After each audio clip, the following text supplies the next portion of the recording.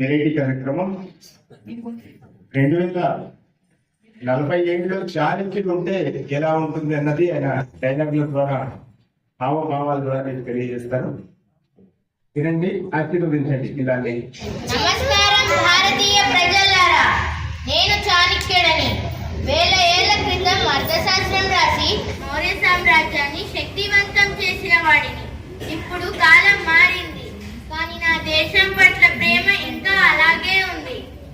రాజా, మనం ఇప్పుడు 2047వ సంవత్సరంలో ఉన్నాము. అదే సాంఘిక భారత్ ఆర్థిక వ్యవస్థలో ఉన్నాము.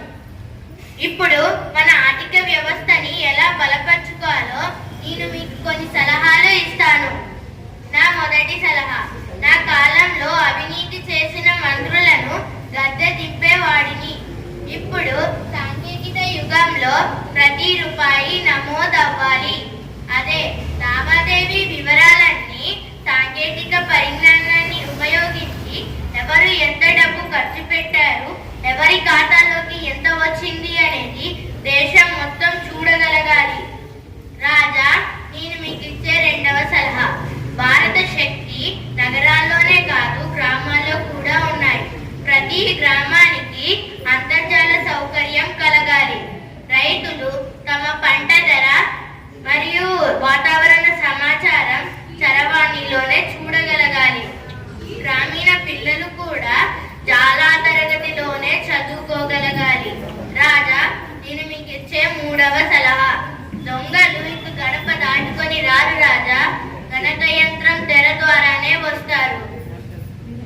అంతర్జాలం ప్రపంచం నుండి దేశాన్ని కాపాడే అంతర్జాల సైన్యం ఉండాలి. ప్రతి పౌరుడికి అంతర్జాల భద్రతపై శిక్షణ ఇవ్వాలి. రాజా, నేను మీకు ఇచ్చే నాలుగవ సలహా, యువతే దేశ భవిష్యత్తు. వారికి కొత్త ఆలోచనలు, సాంకేతిక వ్యాపారం ప్రారంభించడానికి ప్రభుత్వం వారికి నిధులు, శిక్షణ ఇవ్వాలి. విదేశీ అనువర్తనాలకు బదులుగా మన భారతీయ అనువర్తనాలే ప్రపంచాన్ని జయించాలి. ఇక నేను మీకు ఇచ్చే ఆఖరి సలహా, సాంకేతిక భారత్ అంటే కేవలం అనువర్తనాలు, చరవాణిలు కాదు, అది ప్రతి పౌరుని జ్ఞానం.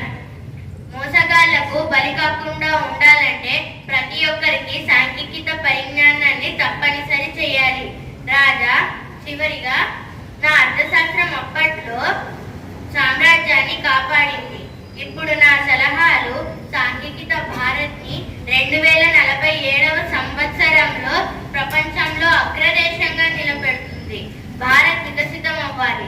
జయ హో.